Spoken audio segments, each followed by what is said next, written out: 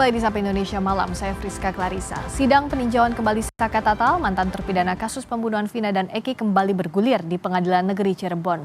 Salah satu saksi, Aldi Renaldi, menyebut mendapat penyiksaan agar mengaku terlibat pembunuhan Vina dan Eki 8 tahun lalu.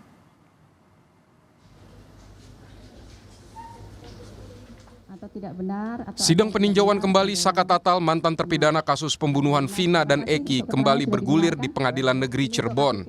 Setelah sebelumnya telah mengajukan 10 novum atau bukti baru, kini Saka Tatal menghadirkan 8 saksi. Salah satu yang dihadirkan dalam sidang peninjauan kembali adalah Aldi Renaldi, teman Saka Tatal. Dengan berurai air mata, Aldi mengungkap penyiksaan saat diperiksa polisi 8 tahun lalu. Menurut Aldi, dia dipaksa mengaku terlibat pembunuhan Vina dan Eki. Harus Pak sama Gugun, itu paling kejam, itu yang ngebasem saya, itu yang nyetrum saya, Pak.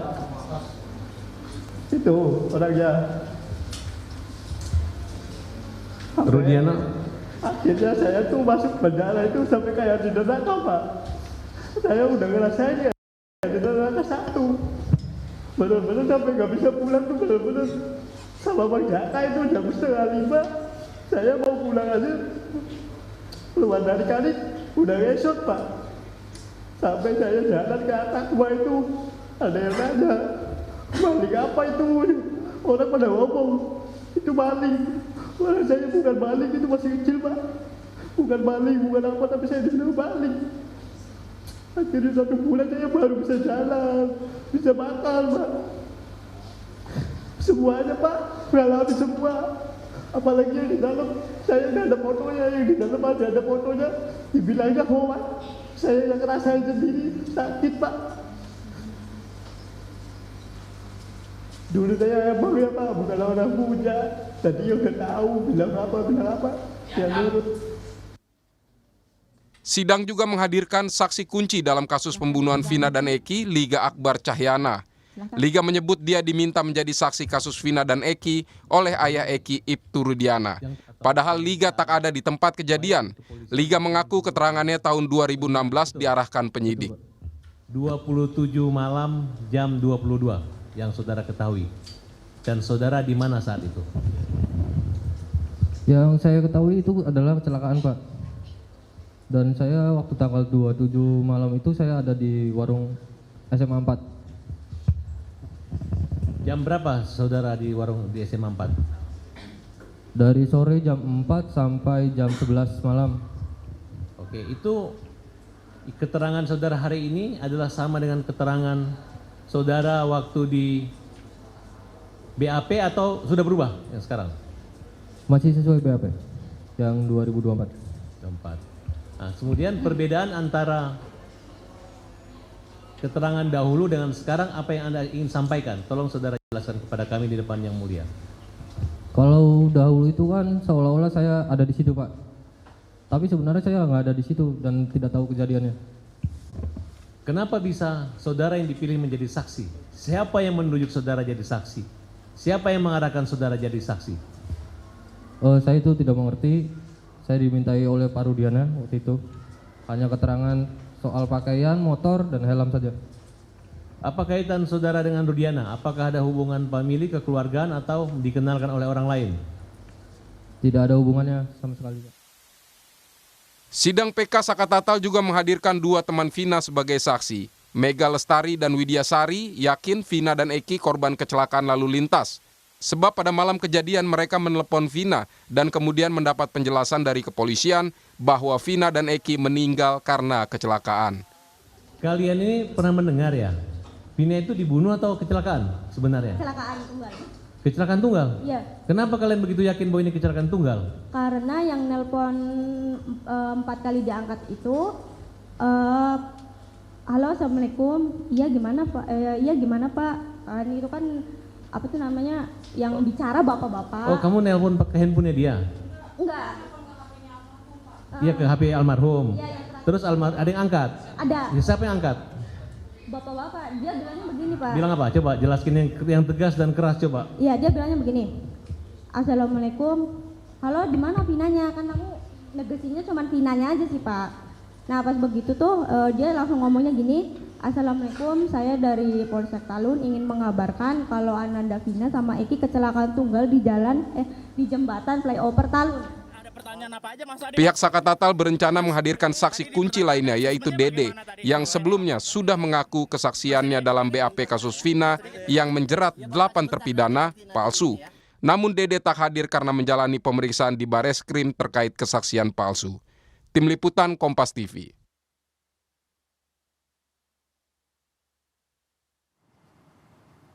Kita akan bahas kesaksian di sidang PK Sakatatal bersama pengacara Sakatatal Alois Ferdinand dan pakar hukum pidana Hipnu Nugroho. Selamat malam Mas Alois, juga Pak Hipnu. Selamat malam Mbak Friska. Selamat malam. Saya ke Mas Alois dulu. Dari kesaksian sejumlah saksi di sidang PK Sakatatal, apa yang pihak Anda simpulkan? Apakah semakin memperkuat bahwa Sakatatal tidak terlibat dalam pembunuhan Vina? Mas Alois? Terima kasih. Ya, kedengeran. Ya. Kebetulan saya menggantikan Pak Alois, salah satu tim dari pengacara Oke, Sakatatal. dengan Mas siapa? Nama saya Herudin, Mbak. Mas Hairudin. Terima kasih. Ya. Silakan Mas Hairudin. Ya, setelah mendengarkan banyak sekali keterangan saksi tadi, mulai dari tadi pagi sampai menjelang malam, saya dalam beberapa kali live di media, pertanyaan pertama yang saya sampaikan adalah, karena saya berlatar belakang hukum pidana, saya sampaikan dan saya tanyakan berhubungan dengan hukum pembuktian. Oke. Alat bukti lain apa yang digunakan selain mengejar pengakuan? Saya sampaikan seperti itu. Sebelumnya pernah dijawab, salah satunya dalam bentuk saintifik adalah visum. Nah, disebutkan bukti visum tidak sedikit pun mengarah ke siapa pelakunya. Misalnya berhubungan dengan visum pemerkosaan. Sekalipun ada, tidak pernah dites DNA siapa pemilik sperma tersebut. Kemudian yang kedua, bahwa terjadi kematian. Sedangkan dalam kesimpulan visum hanya menyebutkan terjadi kematian tidak wajar, tapi tidak menjelaskan siapa yang melakukan pembunuhan. Oke. Nah, kemudian berhubungan dengan hasil persidangan tadi, sangat jelas sekali mulai dari cara mencari keterangan, sangat diutamakan tindakan kekerasan dan sangat dramatis, terutama berhubungan dengan keterangan Aldi tadi, sampai tim kita, Saudara Farhat Abbas sampai menangis dan hampir banyak orang di sekitar persidangan sangat iba melihat kondisi seperti itu. Oke. Seperti kencing disuruh minum. Oke, Mas Hairudin. Nah, bicara soal apa yang ada di persidangan ini, yang jadi pertanyaan publik juga begini. Kan ini kasusnya tindak pidananya pembunuhan, berkas perkaranya. Nah, saat ini pihak Anda ini mengarahkan bahwa ingin dibuktikan di persidangan bahwa tindak pidananya bukanlah pembunuhan tapi kecelakaan. Kenapa disimpulkan tindak pidana yang berbeda? Kenapa diajukan lagi perkara yang berbeda? Mohon maaf, Mbak. Ini yang ditanyakan ke saya ya? Iya, Mas Hairudin. Oh iya. Ya, dari kejadian hampir banyak saksi menjelaskan dan mengarahkan hal itu kepada tindak pidana kecelakaan. Karena misalnya dikatakan pembunuhan, ada sabetan samurai, beberapa saksi tadi menjelaskan tidak pernah melihat ada trauma tajam di situ. Nah, hal itu kan menjadi menarik karena ketika dicek kendaraan, posisi jatuhnya hampir sama dengan posisi memarnya.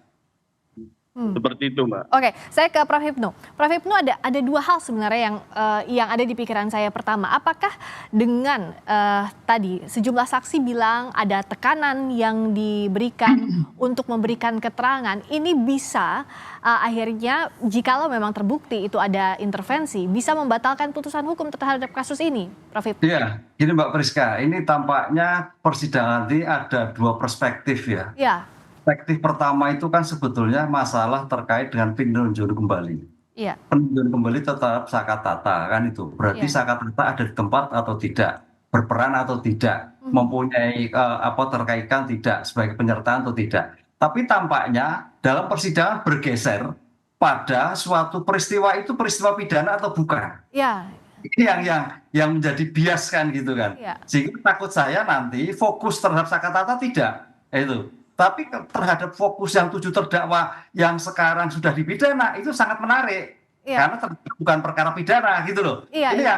yang kita harus lihat benang merahnya seperti itulah. Jadi agak bias. Agak bias, Mbak. Satu itu yang kedua itu. Iya. Yang ketiga gini, Mbak Priska, ini menarik ketika suatu pemeriksaan mengejar pengakuan, apalagi dengan kekerasan-kekerasan, berpotensi ada suatu pemaksaan. Karena Ya. kalau kita lihat asas inquisitur itu pemeriksaan sebagai objek, itu biasanya kalau kita lihat kajian kriminalistik, itu mengarah suatu pemaksaan, suatu peristiwa tertentu.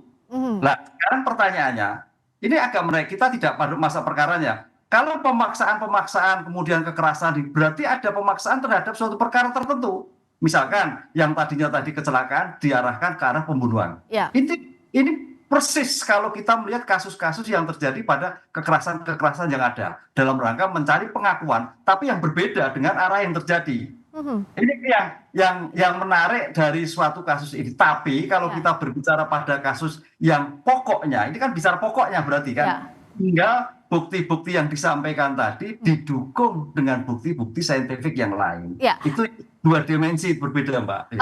Prof. Hipnu bantu juga untuk menjelaskan ke publik, karena dalam perspektif saya misalnya sebagai sarjana hukum, kan dalam tindak pidana ini kan harus jelas berkas perkaranya, meskipun misalnya secara material itu benar, tapi secara beracaranya pun harus benar. Jikalau ada bias dalam PK ini, semestinya seperti apa proses beracaranya agar dalam pembuktian ini tidak bias? Untuk membuktikan apa begitu, Prof. Hipnu? Ya, disinilah kalau kita lihat kan ada pemohon termohon. Hakim sebagai wasit harus tegas. Ini yang diperiksa apa? Apakah perkara pokok awalnya? Apakah kedudukan Sakatata? Tapi tampaknya hakim membiarkan ke sana kemari sehingga pokok perkara yang diajukan PK itu tidak tersentuh. Tapi adalah pada pokok perkara awal terhadap peristiwa pidana. Apakah peristiwa pidana pembunuhan? Apakah peristiwa pidana kecelakaan atau kecelakaan tunggal? Ya. Biasa di situ. Jadi hakimnya harus meng-cut ini sebagai moderator dalam suatu persidangan. Ya. Nah, Mas Hairudin tadi untuk menjelaskan juga ini sebenarnya fokus dari tim Anda apakah lebih ke membuktikan soal sakatatalnya atau pokok perkara awalnya seperti yang tadi disampaikan Prof. Hipnu. Apa yang ingin jadi fokus di persidangan ini? Ya, kami berprinsip dalam perkara ini tidak ada yang bias, Pak Hipnu. Ini dikarenakan jelas poin pertama, ketika dalam peristiwa kejadian yang dituduhkan tidak pernah Sakatatal berada di lokasi. Nah, pertimbangan pertama adanya kecelakaan, kami dalam PK lebih sepakat adanya kecelakaan tunggal karena dibuktikan oleh saksi yang lain. Tapi fokus kami ingin menjelaskan bahwa tidak pernah ada peristiwa pembunuhan, apalagi pemerkosaan. Nah, memang tidak secara jelas disebutkan dalam persidangan, tapi dalam pertimbangan uraian kami sudah kami sampaikan. Memang fokus dari hakim dari tadi menjelaskan tentang nopum, mulai dari nopum foto nomor 1 sampai nomor 5, kemudian nopum keterangan saksi-saksi seperti Liga Akbar dan Liga Akbar dengan Liga Akbar dengan Ripaldi yang sangat dramatis yang kita saksikan tadi. Kalau secara ilmu pembuktian, mungkin sama saya dengan Bapak, secara alat bukti sangat lemah sekali. Satu alat bukti saja belum tentu bisa diterima, karena itu bentuknya pengakuan. Sesuai sekali dengan penjelasan dari Kapolri melalui Wakapolri, menjelaskan bahwa cara pengungkapan suatu peristiwa pidana tidak dilakukan dengan scientific crime investigation. Oke. Itu yang perlu diperhatikan. Nah, alat bukti yang bisa dipertanggungjawabkan secara saintifik untuk bisa diakui sebagai novum dari pihak Anda apa saja? Tidak ada, menurut kami tidak ada, termasuk visum. Karena tantangan pertama saya, setiap ada live di TV, saya sampaikan alat bukti apa saja atau alat bukti apa selain mengejar keterangan saksi yang bisa dijadikan alat bukti. Disebutkan visum, visum tidak relevan. Kenapa saya bilang tidak relevan? Karena tidak menjelaskan siapa yang melakukan pembunuhan itu. Kemudian di visum menyebutkan hanya trauma tumpul, sedangkan di putusan disebutkan trauma tajam. Dan beberapa saksi melihat bahwa tidak ada sabetan samurai sebagaimana dalam dakwaan jaksa. Oke, nah Prof. Hipnu, kalau dari kasus ini pembuktiannya tadi menurut kuasa hukum bahwa ini tidak bias, tapi agar nanti kan kalau bicara soal putusan itu input dan output harus sama ya Prof ya. Jadi inputnya apa, sidangnya apa, prosesnya keluarnya juga harus sama terkait itu. Nah, bagaimana agar ini inline dari mulai inputnya sampai outputnya sampai keputusan nanti? Iya, makanya saya melihat pokok permohonannya kan PK terhadap Sakatata. Berarti kan melihat bagaimana peran Sakatata, kan itu kan. Sakatata itu berperan atau tidak, turut atau tidak, ada atau tidak. Itu fokusnya seperti itu kalau kita penelitian itu. Jadi tidak ke awal pokok perkara. Awal pokok perkara bagus, tapi tidak fokus pada Sakatatanya. Itu bagus semua karena memang sejak awal perkara ini kalau kita diskusikan mesti kembali ke awal, Mbak. Karena ke awal itu nggak jelas gitu. Jadi apapun yang diskusi mesti ke awal. Tapi Pak, karena kita kemarin sudah acaranya sudah persidangannya PK, berarti pada subjek hukumnya apa? Sakatata. Bagaimana peran Sakatata? Di mana? Kena apa? Caranya apa? Apa yang terjadi? Itu yang fokus sebetulnya menurut saya. Kita nggak bisa bicara seperti itu kalau objeknya atau Sakatatalnya sendiri tidak berada di lokasi, Prof. Iya. Gimana kita akan bicara seperti itu? Artinya ketika seorang yang melakukan tindak pidana, yang diduga melakukan tindak pidana atau terpidana sekarang tidak berada di lokasi, pembicaraan terkait tindak pidana ya berarti gugur. Kalau Pak Susno Duaji bilang tidak ada pembunuhan di lokasi tersebut, gitu loh. Berarti putus di situ, Prof. Oke. Kita nggak bisa bicara lagi unsur-unsur pidana. Oke. Kalau Prof. Hipnu lihat, apakah harus dibuktikan misalnya Sakatatal di mana saat itu sedang apa untuk membantahkan apa yang ada di berkas perkara seperti itu, fokus ke subjeknya. Apa begitu? Iya, kalau saya seperti itu. Kalau yang terkait dengan 6 terdakwa untuk memastikan itu bukan perkara pidana, oke, saya sepakat itu. Kalau sepakat. Tapi Sakatata seawal kan terkait dengan ketidakadaan di tempat, gitu loh. Kalau saya kan bisanya dari media kan, gitu kan. Permohonannya kan seperti itu. Memang kalau kita putar lagi, Mbak, mesti ke awal lagi. Karena awal itu sudah. Karena awalnya sumir ya, tidak jelas juga awalnya. Iya. Duduknya ke sana gitu. Kalau semua larinya ke sana. Jika kalau ketika awalnya itu belum ada suatu kepastian apakah pembunuhan, apakah itu kembali ke sana lagi kalau kita berdebatan sampai akhir. Begitu Pak, saya Pak. Nah, kalau dari Mas Hairudin, agar memang nanti di persidangan itu dibuktikan bahwa Sakatatal ini bukanlah subjek hukum yang patut dikenakan pidana, itu apa yang saat ini sedang diperjuangkan oleh pihak Anda? Ya, tadi dalam penjelasan ada saksi jaka yang menjelaskan bahwa Sakatatal itu pergi ke bengkel. Walaupun dalam keterangannya tadi hakim ketika mensidangi perkara anak Sakatatal dibentak. Hakim waktu itu membentak anak Sakatatal dan mengatakan itu bohong, nggak mungkin bengkel buka malam-malam. Ini kan walaupun hakim yang menyampaikan adalah bentuk persangkaan tanpa didukung oleh bukti yang lain. Hal-hal seperti ini yang menjadi catatan kami yang kita jadikan saksi dalam persidangan tadi. Dan banyak bukti relevan yang menjelaskan bahwa anak Sakatatal tidak ada dalam peristiwa pidana tersebut. Oke, nah bukti bahwa Sakatatal tidak ada dalam peristiwa pidana 8 tahun lalu, apakah bukti-buktinya masih ada? Misalnya waktu itu Saka di mana, masih ada rekam jejaknya, adakah demikian Mas? Secara digital yang harus misalnya. Menjelaskan itu seharusnya polisi. Nah, dari awal memang banyak keanehan tentang tidak dibukanya CCTV, tidak dibukanya alat komunikasi, media sosial, tidak dilakukan tes sidik jari. Jadi soyakyahnya pihak kepolisian sudah mengakui hal itu bahwa tindakan yang mereka lakukan tidak sesuai dengan scientific crime investigation. Walaupun kita katakan oknum waktu itu. Artinya dengan lemah pembuktian ini, ya peristiwa pidana tetap kami simpulkan tidak ada. Nah Prof. Hipnu, pintu masuk untuk membuktikan bahwa subjek hukum ini sebenarnya tidak terlibat dalam peristiwa pidana, atau apakah butuh dibuktikan bahwa tidak ada peristiwa pidananya, itu seperti apa novum yang bisa dijadikan ya bukti baru diakui sebagai novum?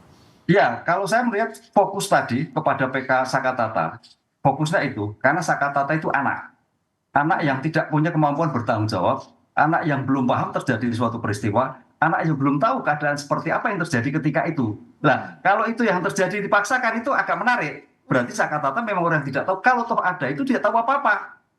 Itu kunci saintifik terhadap Sakatata, karena waktu itu kan anak di bawah umur. Posisi sebagai anak itu ya Prof ya, pintu Iya, saya masuknya. melihatnya seperti itu. Kalau kita analisis secara tepatnya, anak ini belum tahu apa-apa. Kok sampai di sana? Apakah sampai di sana? Kan itu, Mbak. Nah, itu saya kira menarik untuk bisa lepas Sakatata. Jadi bukan pokok perkara, tapi Sakatata itu posisinya seperti apa? Sebagai subjek hukum, karena sebagai anak di bawah umur. Gitu. Oke, berikutnya kalau dari... Yang menarik, Ya, Prof, silakan.